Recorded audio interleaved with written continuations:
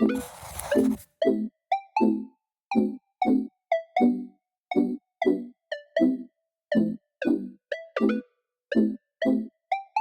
me? Yeah, she my peanut butter jelly snack, pull it ride, busky, painting. That's my sunshine when it's raining. That's my boo, yeah. When I'm all alone, she pull through. So when I catch that wave, we gon' move. But then again, we probably won't. Cause I know she like. Welcome back to the Collab podcast, everyone. My name is Michelle, and I'm here with my brother and co-host Dylan. And our guest today is nothing short of legendary. With well over 20,000 hours of dance, Joseph Corrales, aka Dyno Rock, is a true master in his craft.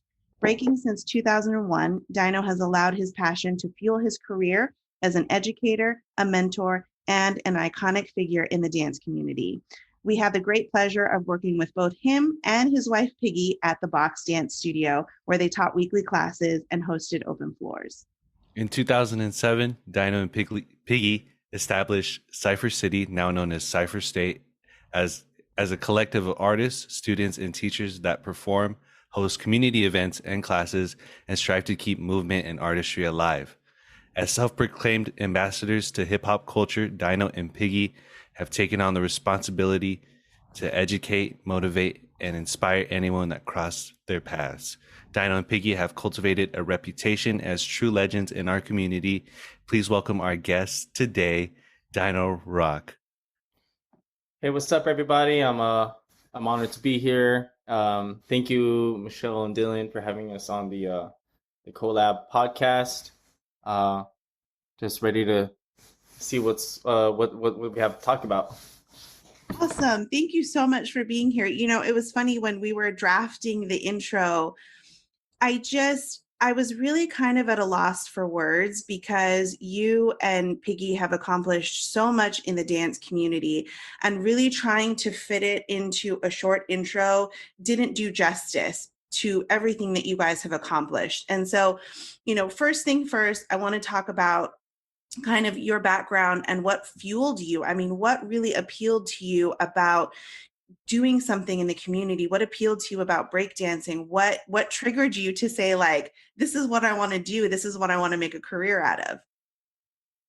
Yeah, that's a good, interesting question. So I was actually just talking about this last night, and like for me, when it comes to what I do, it's always been like this. But since day one, it's kind of just something that follows me.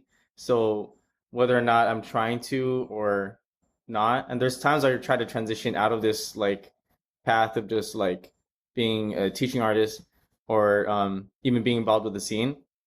Yeah, it's whether or not I want to, it's pretty much stuck with me. So I gotta so I'm just kind of right now I'm just kind of realizing it and just taking full advantage of the responsibilities and the like holding down the integrity for the culture and just making sure that we represent it the best. Because at the end of the day, what we're doing as teachers is we're just passing down the knowledge that came before us, and we are just that funnel of information so that we're just passing down to the youth right now. So yeah, just truly just bridging that gap. That's incredible. And I love what you and Piggy have done, because it's one thing to say, I want to give back to the community and I want to, as an educator, pass down my knowledge. But it's another thing to really be immersed in the community, which I think you and Piggy have really successfully done. I mean, if you haven't heard about Dyno and Piggy, you must be living in a closet, because you've really just kind of immersed is really the best way. You've really immersed yourself into the community. Everybody knows you. And you've really just cultivated an amazing environment for knowledge and education. And I love that. And you both are just great, fantastic people to know. I mean, just so humble. And I mean, we loved being able to work with you at the Box, and you guys are just good people. It's hard to hear the words. Like, I don't know how to respond to it. But yeah, I don't know.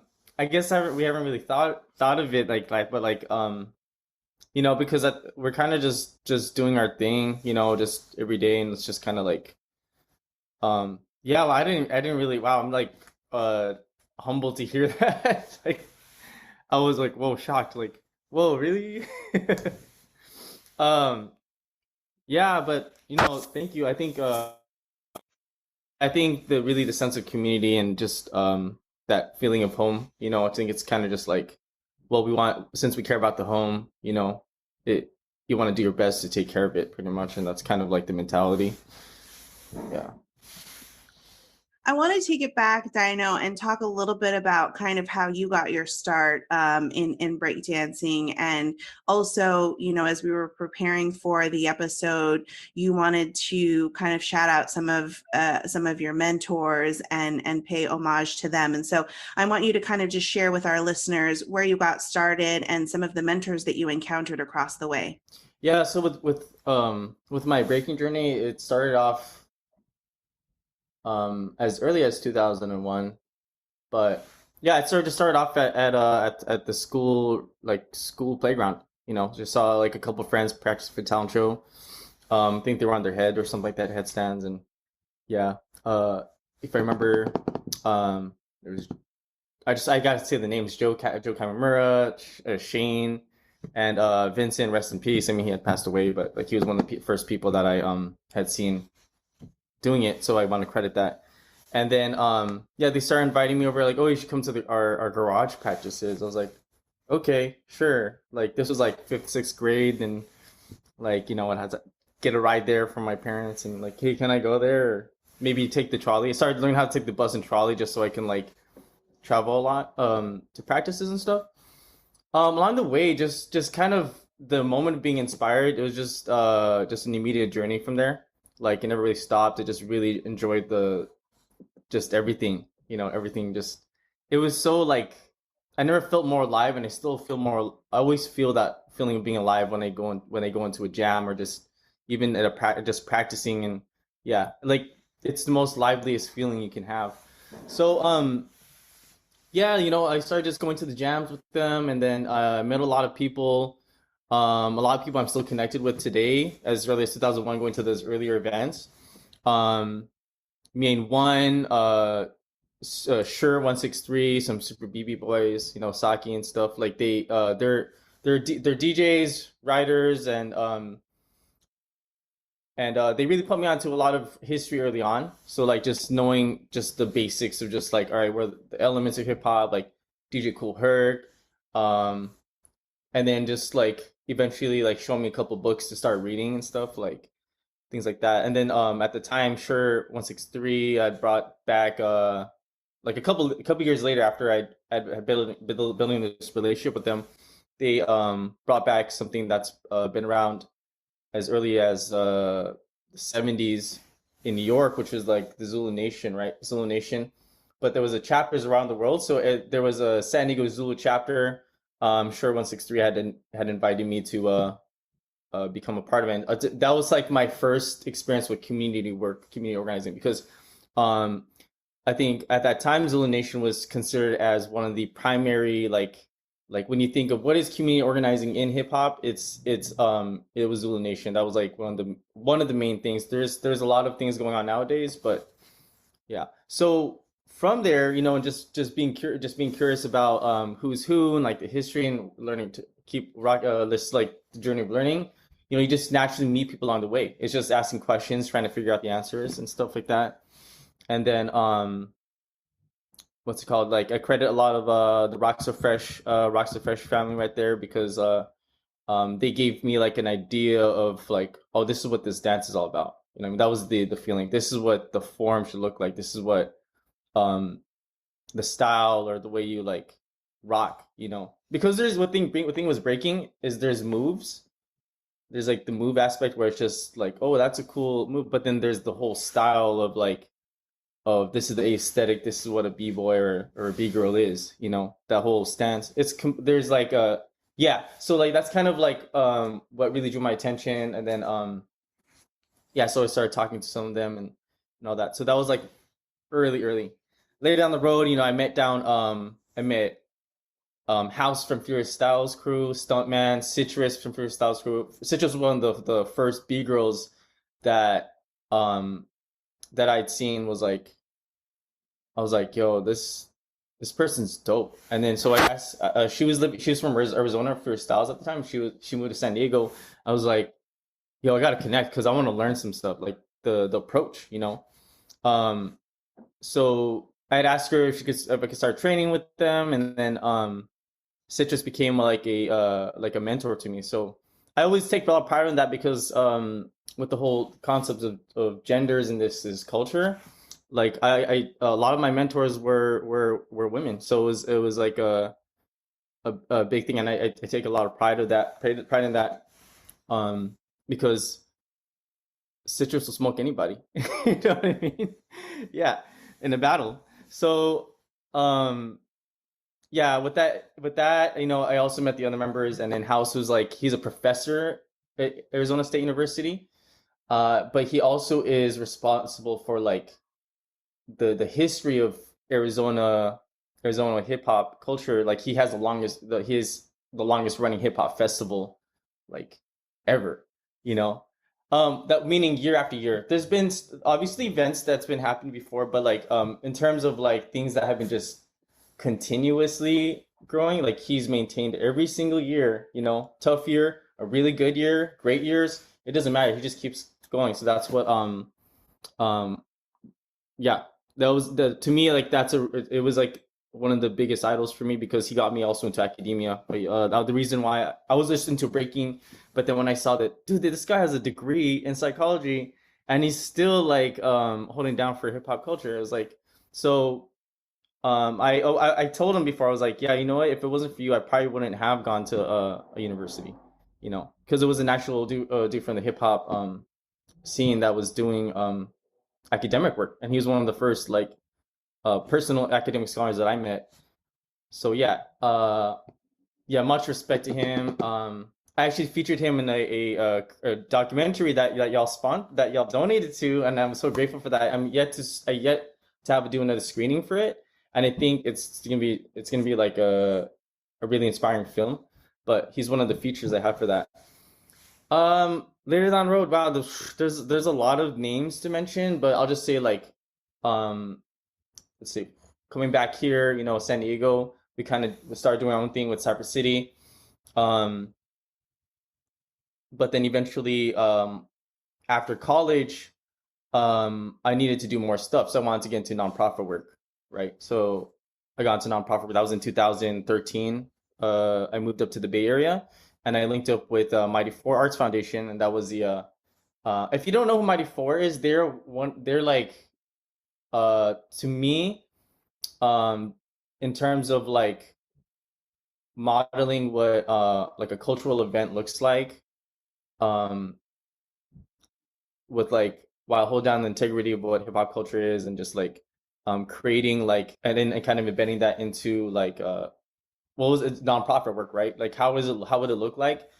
To me, I think they modeled it pretty dope. So it was like the West Coast, for the West Coast and worldwide, you know, because they've been everywhere. But Mighty Four Arts Foundation, learned a lot from them. Polsky, shout out to Polsky, and Johnny. So they gave me like that. They opened that door for me to start seeing like, oh yeah, how can I bridge that gap between like academia to hip hop culture, and like kind of make sure that we maintain integrity and maintain that sense of like for the people type of thing. Yeah.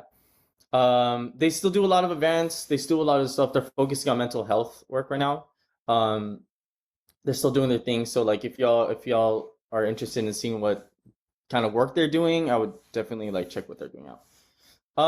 And there's a little more.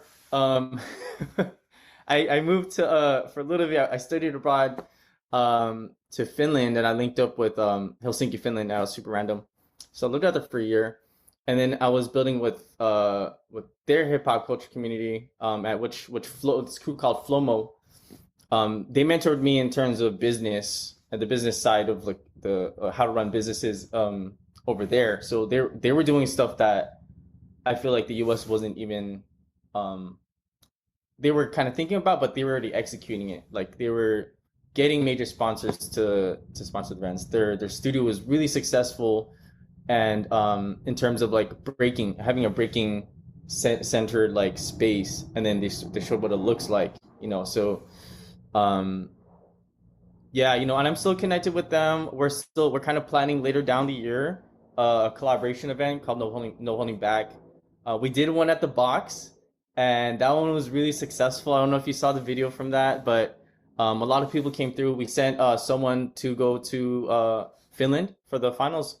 Yeah, because the whole thing, like, I mean,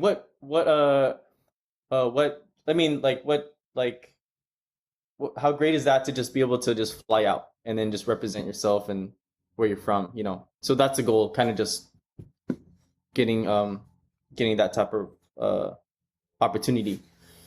Oh shoot, there's so much more. I can't, because I have to. There's so many names I don't want to leave out. You know, that's the thing. It's like there's so many names I just don't want to leave out. I would say right now though, the person that's like really for our family, that's really been putting us on game in terms of like organizing is Cutting Candy. DJ Cutting Candy. She's one of like the, I would say like the first female DMC champion.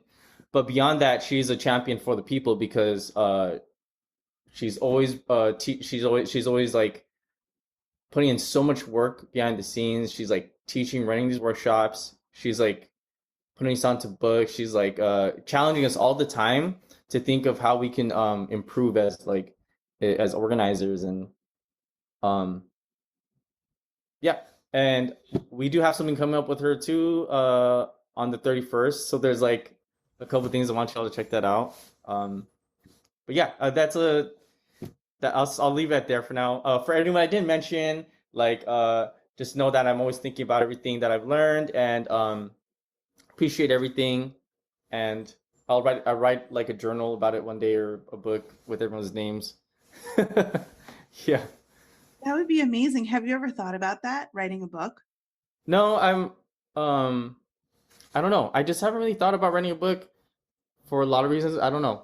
I don't know. I haven't thought about it. But I would do it.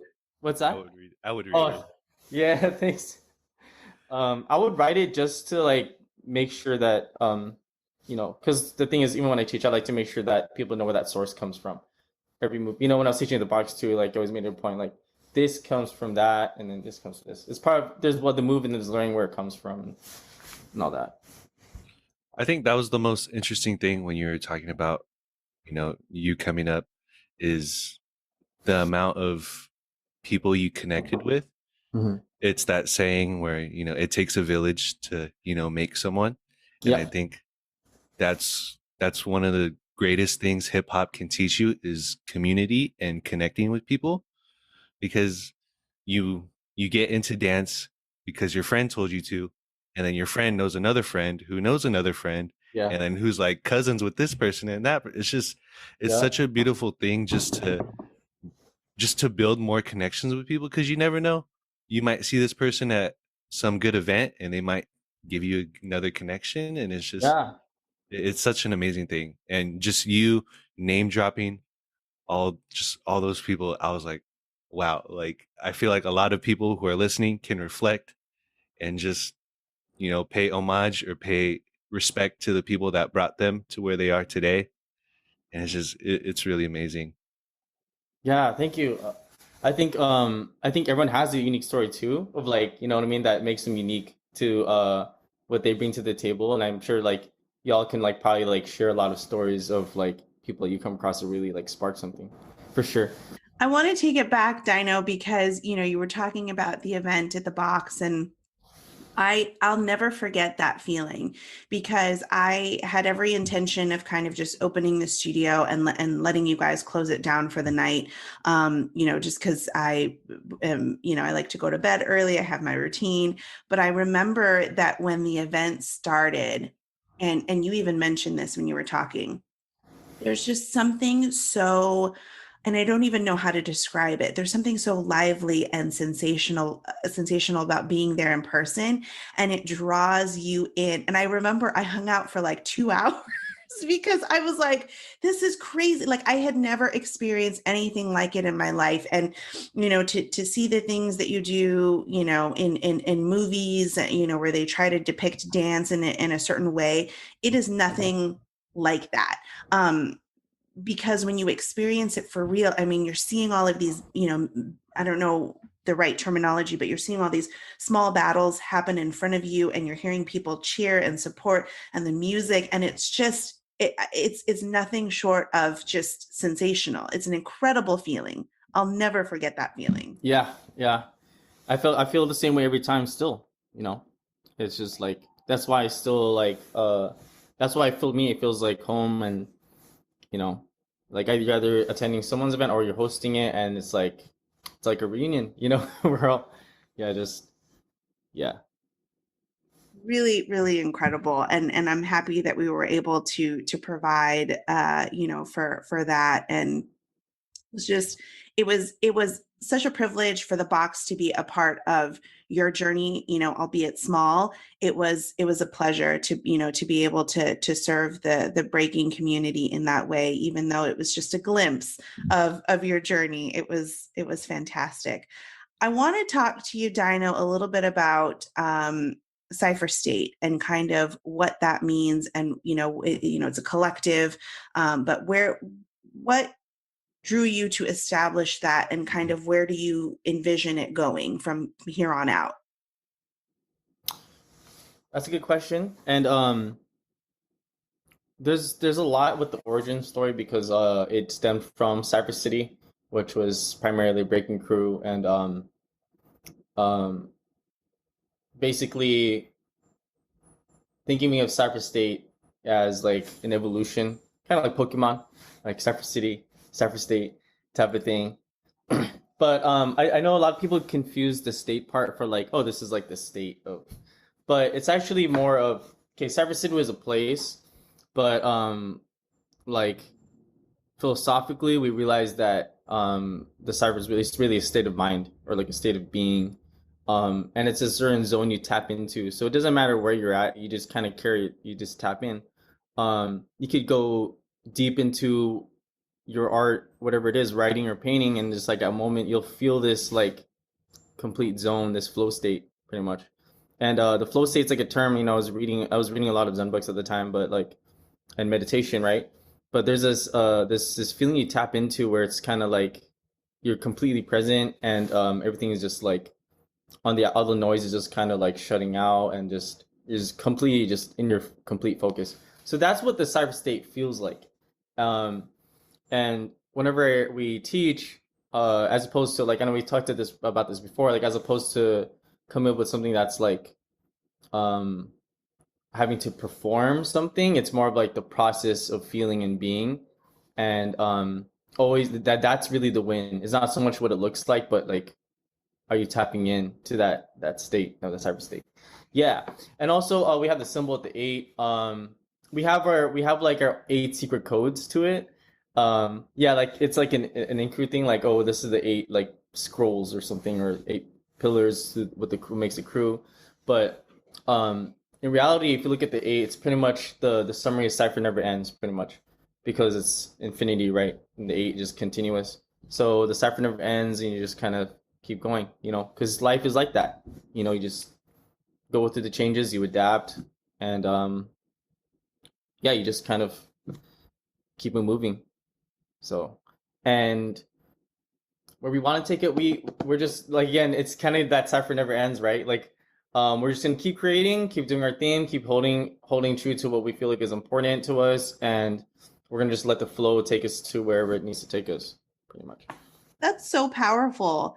I mean, I got chill. I still have chills just from hearing you talk about it, because it's so meaningful, and it's so thoughtful, and it's just really powerful. Because it's one thing to create something and say, hey, I'm gonna create this group, and it's gonna evolve into whatever it is. But it's another thing to really just have such powerful meaning behind it, and really have intention. And I think that that's so beautiful. For sure. Thank you. Yeah.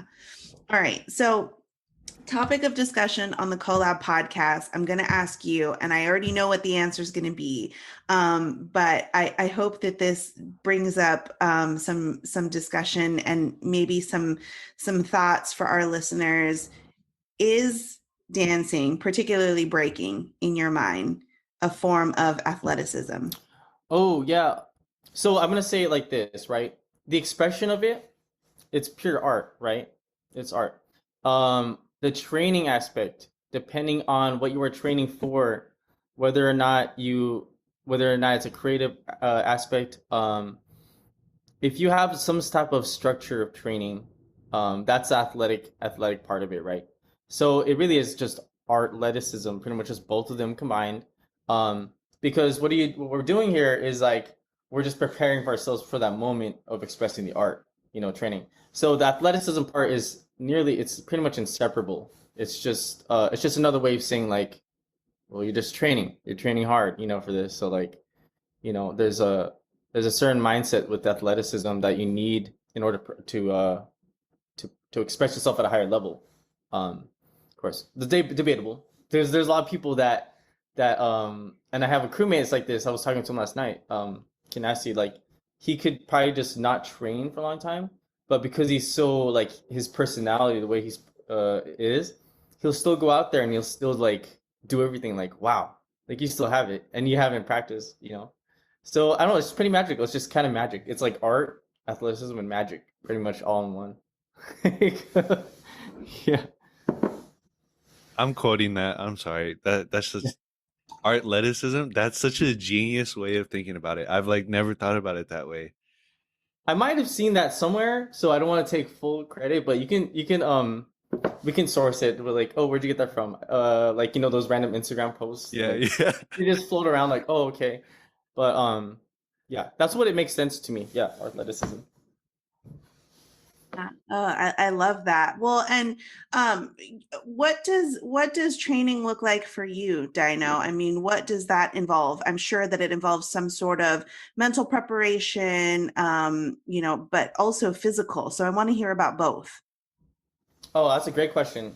So depending where your phase is as an artist, it's different every time, even for an individual. So for me, I always kind of say like this: comparing 2019 to 2020, complete difference, and that's just a year apart, right? And I think all of us can relate to this, right? To a lot of things in life.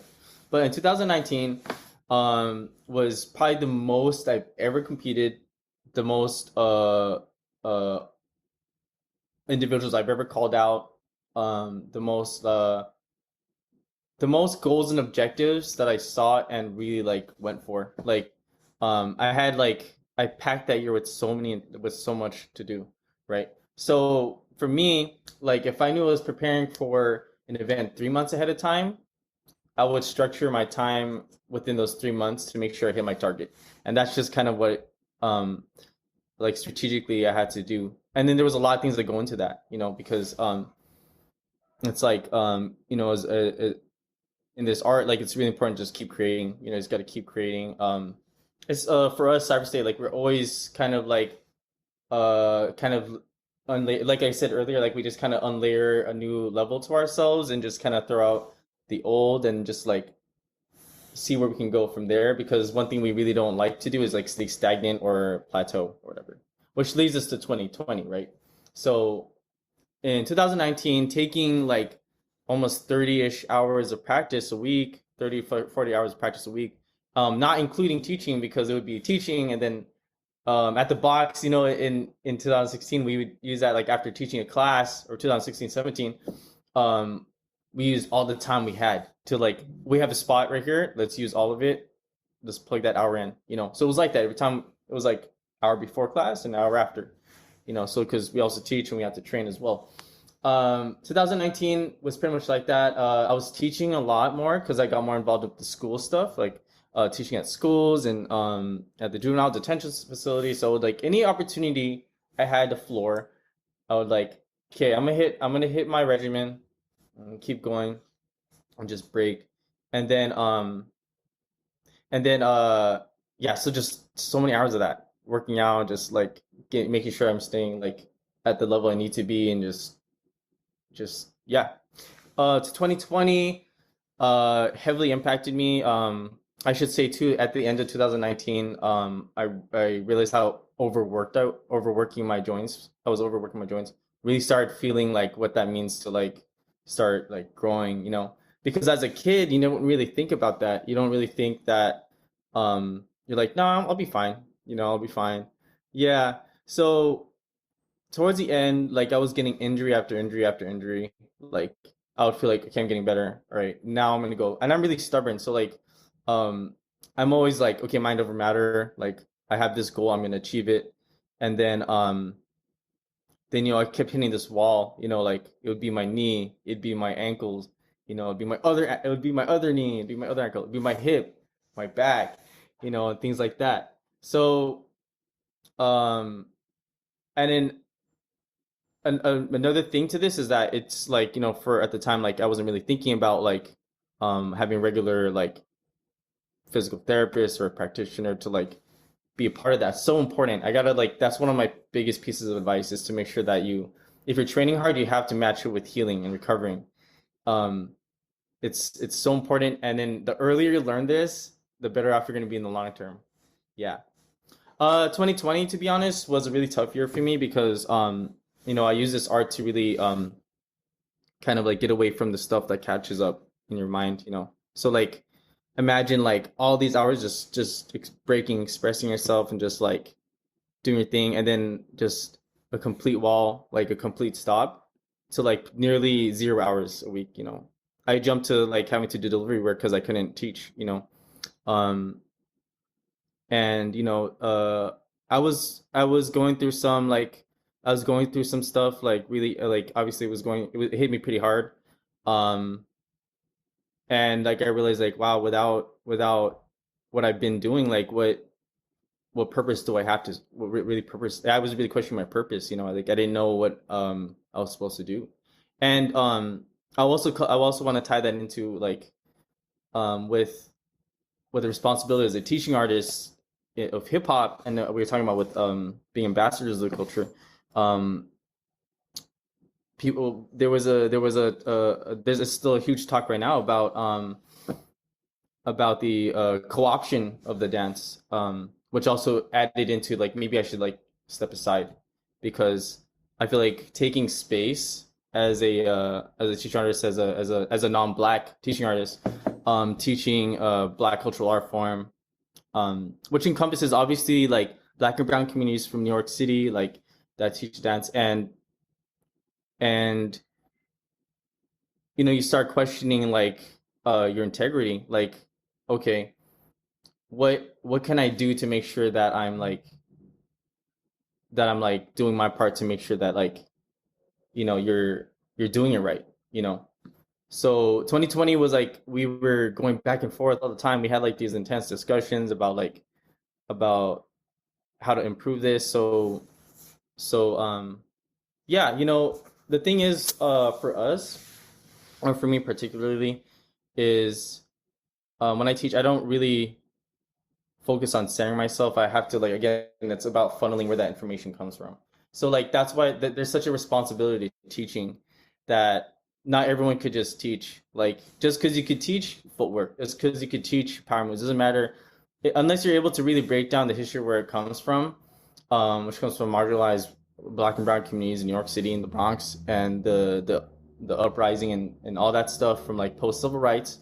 Um, that's like the touchy part of it, right? And a lot of people tend to skip over that part, but for us, we kind of make it part of our intro when we teach. Like, this is where it comes from. Do your research, okay? Don't just take it from us, but we're here just passing down the information.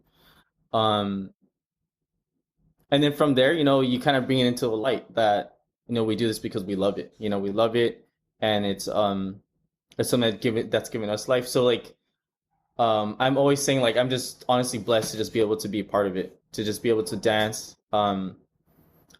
Yeah. But the flip side to this, in 2020, like I was saying, it was a tough year, a lot of contemplation, just thinking over and over.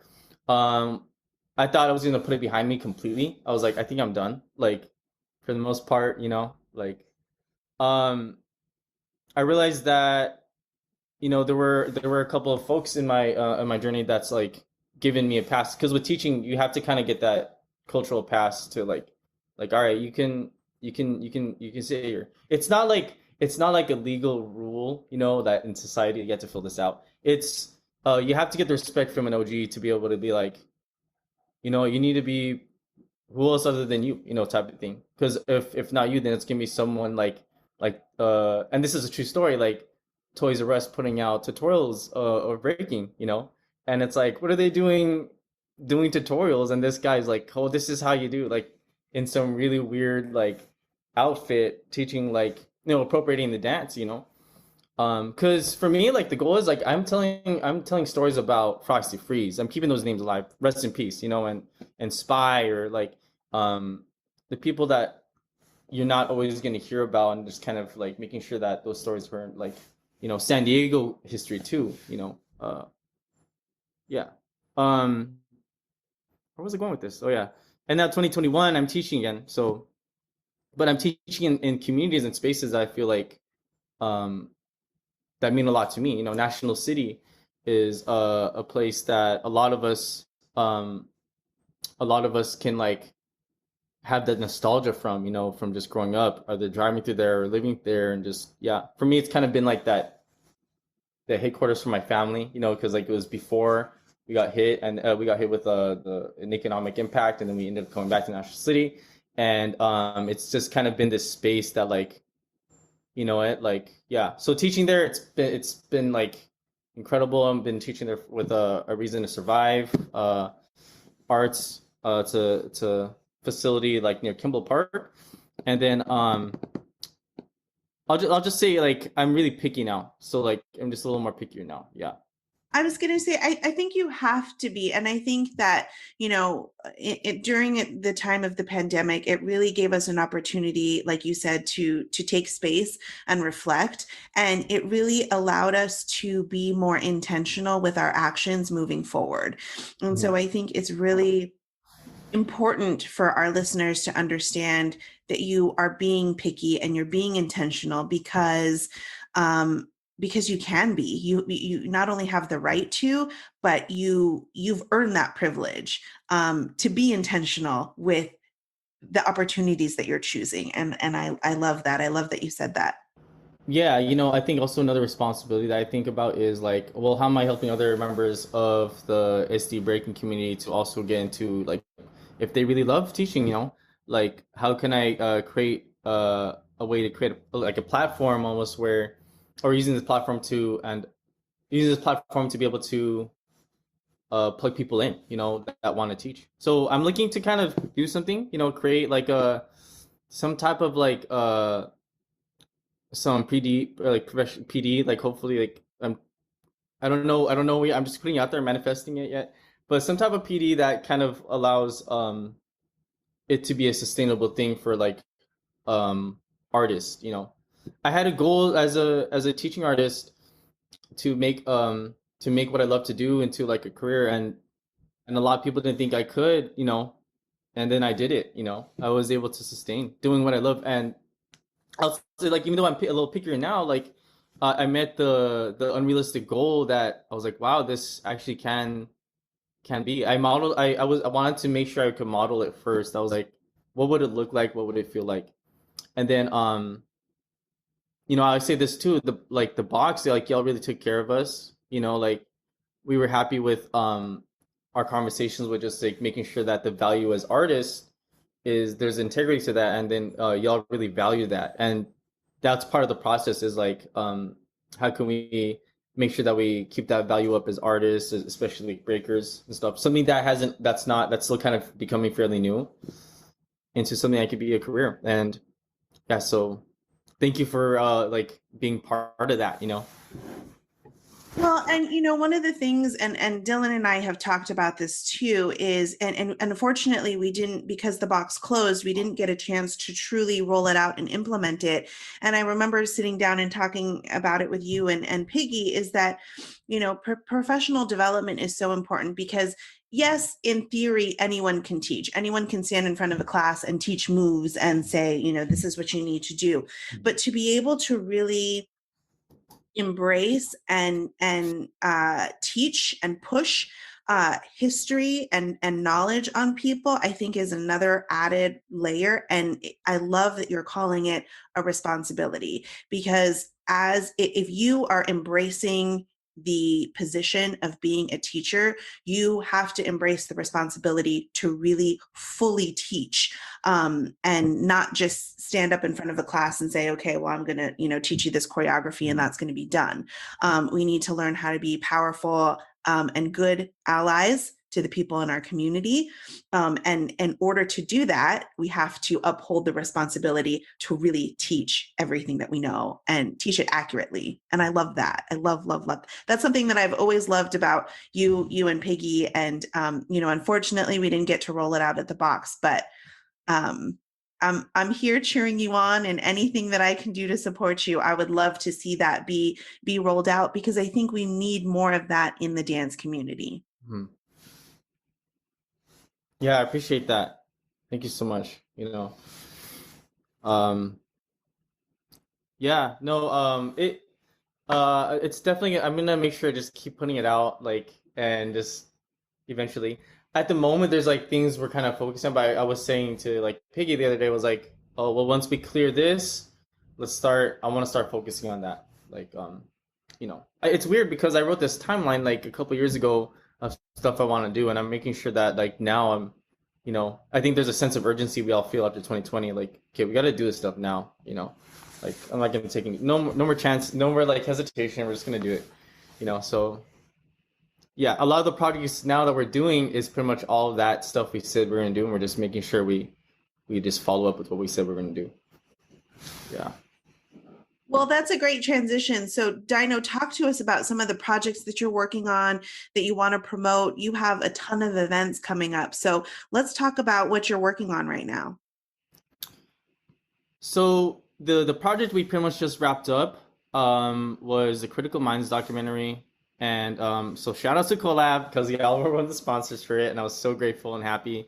And that one was basically, that's a project that highlights organizers in the communities that put a critical mindset and framework to the work they do as organizers. So breaking down everything from like structural, like racism, to incarceration, to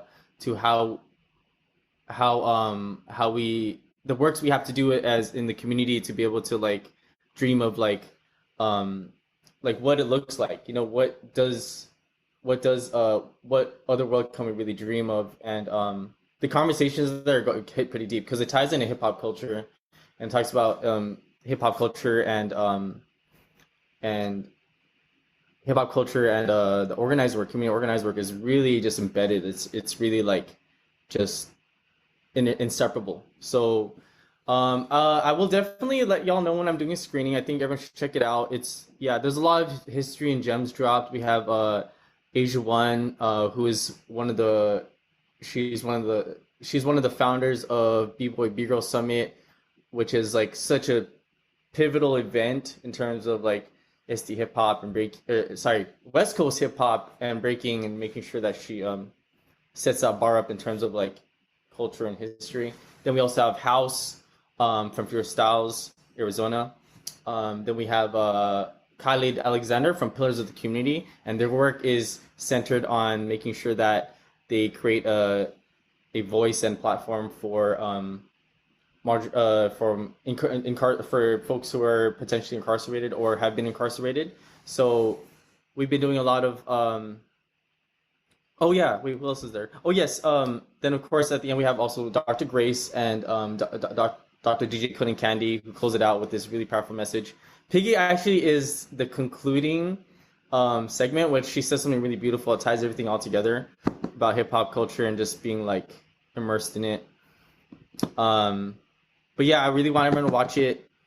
And yeah, the other project we have going on, and this is a really cool project that I'm really looking forward to, because everybody in the SD hip hop community and I'm about to pitch this to everybody because it's really an SD effort. Is so for years we've been talking about like, oh yeah, how can we take this, how can we take things to another level and really elevate, the breaking community out here. I'll start with an origin story. So 2010, a bunch of us rival like breaking crews, and I mean really rivals. Like we would get up in each other's faces in battle, and it would be like that. A lot of us would like really just like be competitive with each other. We formed an alliance group called SD Imperials, and that term was coined by Lancer and Kennedy, the brothers, the Fonsiri brothers from Calamities, because they lived on Imperial Avenue, right? And also there was that stormtrooper flip that I really liked, like the SD Imperials, and then anyway, I'm kind of trailing off with that, but because I just think it's so tight, I was like, yeah, I get hyped off of just hearing it. Anyway, we formed an alliance, rival crews, everywhere from Mira Mesa, Poway, Chula Vista, Paradise Hills, Southeast. We formed an alliance to represent a 10-person squad to battle in Chicago. We took a van ride to Chicago. Imagine like all these people used to battle each other, just all of a sudden sitting in this van and just bonding. You know what I mean? So it's like, yeah, well, like like I smoked you in the last event. Yeah, well, no, I smoked you too. But then eventually we started. Like I remember a lot of those conversations in those vans. We realized how similar our similarities, at the same time like appreciating differences and stuff like that. We bounced Chicago, and we did a major jump because we made it to the finals against Chicago. It was a city versus city, so it was cities from everywhere made to the finals. It was a really heated battle, and yeah, that was 2010.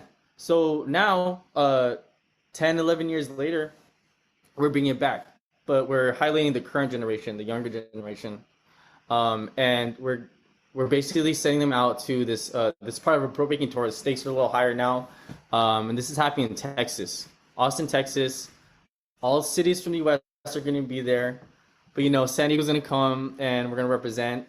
And basically, the whole idea, we're going to be doing this qualifier event to we nominated 8 individuals, and we're doing this qualifier event on July 23rd to get the last 2 spots to be part of this 10-person squad.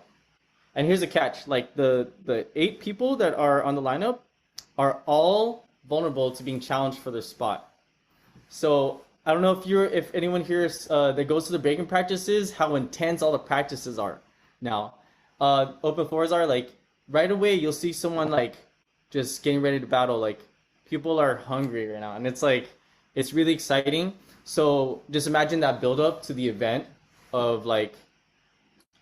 These are just folks that like been repping locally, but we're trying to create this, like, we're thinking like how do we represent nationally, how do we represent globally, internationally, how can we put SD's been on the map, but how can we really like make it world known that SD is on the map, like, so the thing is, we're doing July 23rd, it's a fundraiser, we're going to send 10 people out. There's also another event in August that we're going to do fundraise. But this one, there's 3 events. The first one is called the qualifier, qualify the last 2 spots. At the end of it, the people that make top 8 are going to challenge the lineup. They get to choose who they want to challenge, and that's going to take place in August. This is happening inside of a boxing ring. House of Boxing in Paradise Hills. Yep, I talked to them, and then we're already thinking about how to really set this up to make it really epic. You're going to see high level battle. You're going to see people like, just perform at a high level. But anyway, like, the whole idea is we have these shirts, right? And it says SD Imperials, and we did a collaboration with Ethos One. If you don't know Ethos One, he's a calligraphy artist, and he wrote in his words SD Imperials. On the back, it's going to say SD's got our back. And then we're going to basically have a space for all the people that are going to be donating and sponsoring the crew, so that whenever they travel, you can see who's got their back, pretty much. So it's really dope. I think it's like, and the best part is really the planning part, because I get to talk to all the folks. Like, I haven't talked to them in a long time. We got back like, yo, let's do it. Let's do this for the new generation. And yeah, so in the planning committee we have Cross One, we have Lancer, we have Kennedy, Aeronetic, myself, we have Ryan Abrea, Amon, Nick, Eddie Styles, we have Sumo, we have there's so many people, I don't want to miss any names. Oh my gosh. Bangarang, Rock So Fresh, like Calamities, Cypher State, Freak Show. Freak Show is a big part of this. Like all these crews, we're all literally working together. Like we have a vote going on right now as this interview is taking place. That's how we're all really serious about it. Yep. That's the main thing I'm pushing right now. Just the SC Imperials. I want to see our city really represent on a global scale. That is huge. That's massive. Yeah, it's exciting. It really is. Oh my gosh, that's so exciting. Well, and let us know what we can do. We want to help promote it as much as possible. That's amazing. Talk about really bringing the community together. That is why Dylan and I said at the beginning that you and Piggy are really, and I know that you owe a lot of your experience and your journey to other dancers in the community, but you too are iconic and legendary in this community. Oh. Because you really, and I'm sure it's hard to hear, but as an outsider looking in, I can authentically and genuinely say that we view you and Piggy as icons in the community. And it's because you're really embracing that, really truly bridging the gap and bringing the community together. And that is beautiful. I appreciate that. Thank you so much. Yeah. Oh my gosh. I'm honored. Those are big words to fill, Yeah. Well, and you've done it. That's the thing. You don't even have to do any of the work. All the work that you've done up until this point is you and Piggy or have already filled that role. And whether you know it or not, like I said, as an outsider looking in, you've definitely gone above and beyond. So thank you for all that you do for the community. I know Dylan and I really look up to the both of you, and we're so happy to have you as our guests today. Yeah, we're like really blessed to have like known you and just continue to just build. And I think your entire family is just like amazing, the stuff y'all like, what y'all stand for and what y'all do, so yeah. And then I think it's just cool that you're in a different way, you're still creating, you have the podcast, you're still doing stuff, and I think that's really important. Keep representing. Yes, definitely. Well, and now is sort of a weird transition, but Dyno, we're going to put you on the spot here. Dylan's going to bring up a series of rapid fire questions. We have new questions this season, and because we have new questions, they're a little bit more challenging. So we're going to give you a little bit more time. So Right. I'm going to set a timer for 1 minute, and the idea is to get through as many questions as possible. They're not necessarily related to dance. It's just to give our listeners an opportunity to get to know you better. So Dyno's taking off his jacket. He's getting ready for this. Let's do it. Dylan, do you have the questions up? Questions are up. All right, here we go. 1 minute. On your mark, get set, go. If you were a wrestler, what would your theme song be? Jurassic Park. Nice. You're singing karaoke. What song would you pick? On Bended Knee. Okay, I like that. If you had one meal to eat for the rest of your life, what would it be? Ooh, sauteed mushrooms. Oh, you're a guest on a late night talk show. Who would you invite to be your first guest? Oh, okay. Oh my gosh. Wait, let me think about that. Oh my gosh. Most Def. I don't know. Most. Erykah Badu. Or Nice. Most. One of the two. If a movie was made about your life, who would star as you? I'm just gonna say Keanu Reeves. Nice. I like that one. All right, teleporting or flying? Ooh, teleporting. Student or teacher? Time. That's time, but I'll let you answer that one. What was the Are you last one? Student or teacher? Student, for sure. Mm-hmm. Nice. That was awesome. You did great, Dyno. I want to go back. Why did you say Keanu Reeves?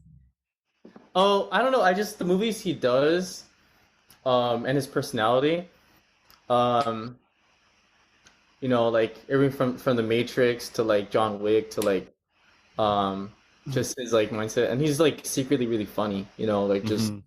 and I was like, oh, this guy's really cool. All right, let's pitch it. Let's pitch it to Netflix. I just watched a documentary about Keanu Reeves, and you're right. He's very relatable. And he seems very genuine. I could see that. I could see him playing you. That's funny. Appreciate that. Dylan, were there any more on the rapid fire that you didn't get to that you want to ask Dyno? Let's see. Let me look at the list. There's a couple. Let's see. If you could choose one age to be the rest of your life, what Wow. age would you be and why? I'll probably say 25.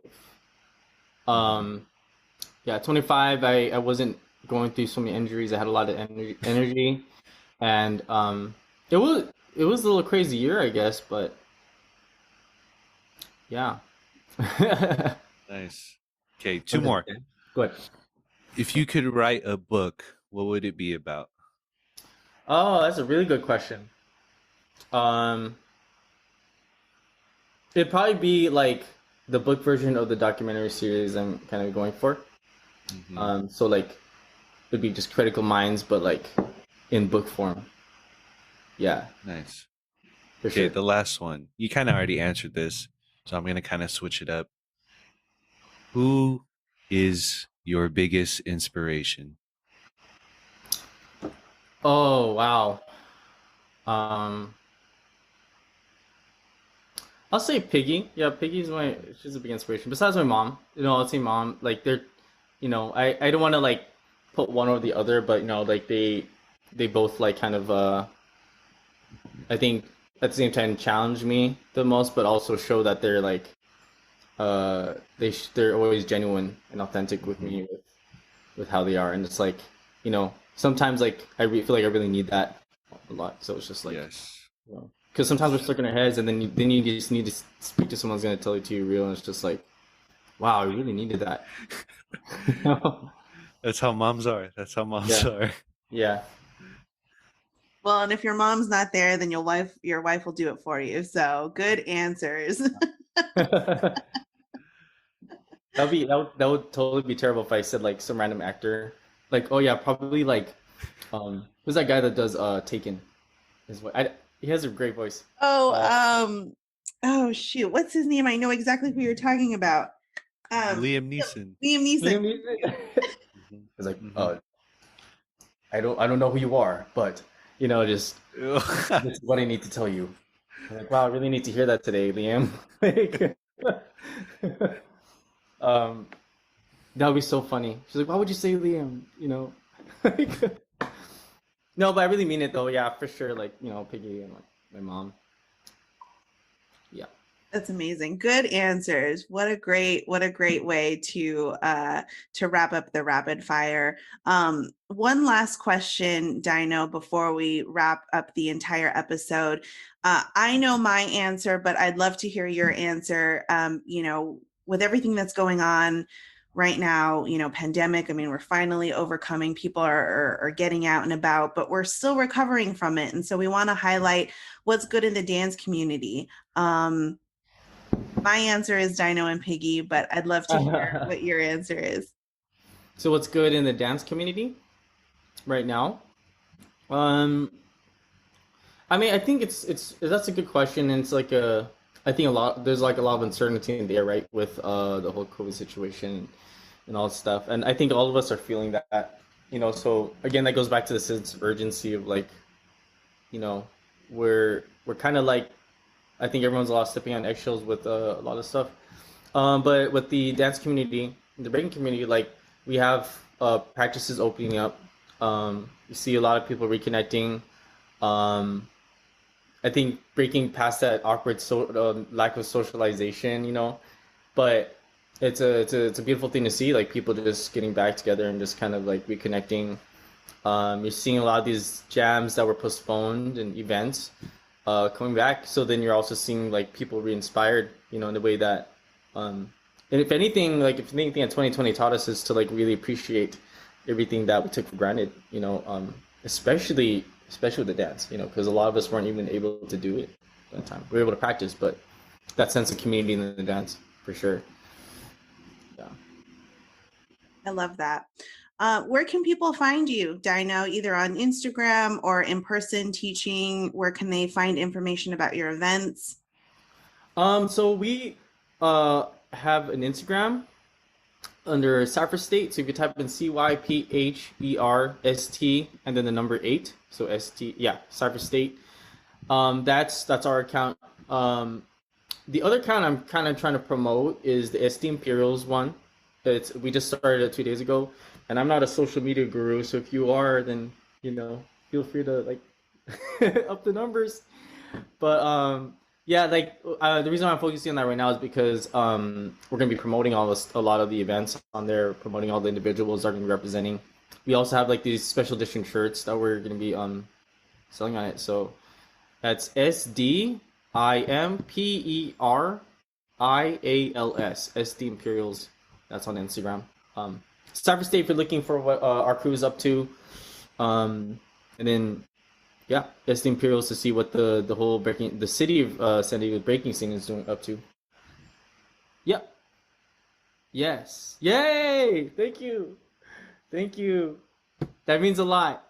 I always appreciate just the one, Yeah, of course. Well, and we'll be sure to link those in the show notes as well. Oh, I appreciate that. Thank you. Yeah, for our listeners. Yeah, so be sure to follow Dyno and SD Imperials. And is there anything else that you want to promote, that you want to talk about that we didn't cover in the episode? So we talked about the documentary, we talked about the event. I am going back into teaching.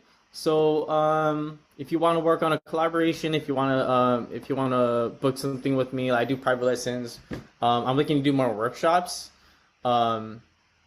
We do everything from school assemblies too. Like we've been doing, focusing on that. We have our whole like kind of setup for school assembly with just kind of breaking down history, but also like making it more engaging for the students. It's fun.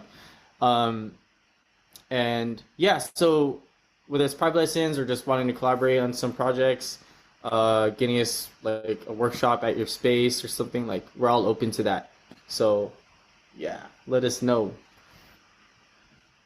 Well, I just want to say, and I'll hand it over to Dylan in a second, but I just want to say thank you for being part of my dance journey, and just for everything that you do for the dance community and the breaking community. It is truly, truly, truly, I mean this from the bottom of my heart, it is truly a privilege to know you and Piggy, and I can't wait to see what else you guys have in store. And I am here supporting every step of the way. Thank you for being on our podcast today.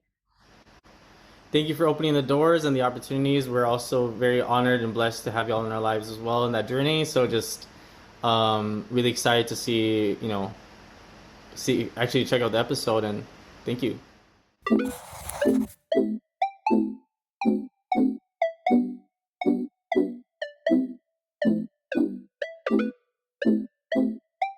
Feel me?